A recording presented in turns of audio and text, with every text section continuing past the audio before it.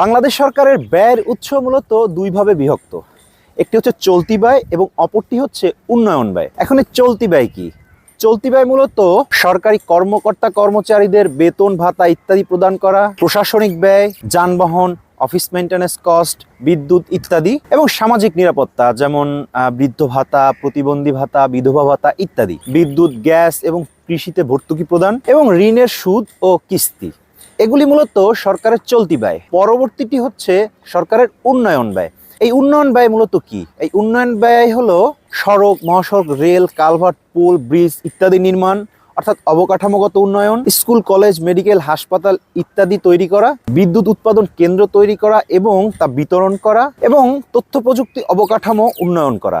এছাড়াও বিশেষ বিশেষ প্রকল্প যেমন পদ্মা সেতু প্রকল্প অথবা মেট্রো রেল প্রকল্প ইত্যাদি বিশেষ বিশেষ উন্নয়ন প্রকল্প সরকার হাতে নিয়ে থাকে, যেখানে সরকারের উন্নয়ন ব্যয়ে বিপুল পরিমাণে অর্থ ব্যয় হয়। তবে সরকারের আরও একটি বড় ব্যয়ের খাত রয়েছে, সেটি হচ্ছে বাজেটের ঘাটতি মেটাতে সরকার অনেক সময় অভ্যন্তরীণ অথবা আন্তর্জাতিক ঋণ নিয়ে থাকে, এবং সেই ঋণের কিস্তি পরিশোধ করা এবং তার সুদ পরিশোধ করাও সরকারের ব্যয়ের একটি বড় অংশ।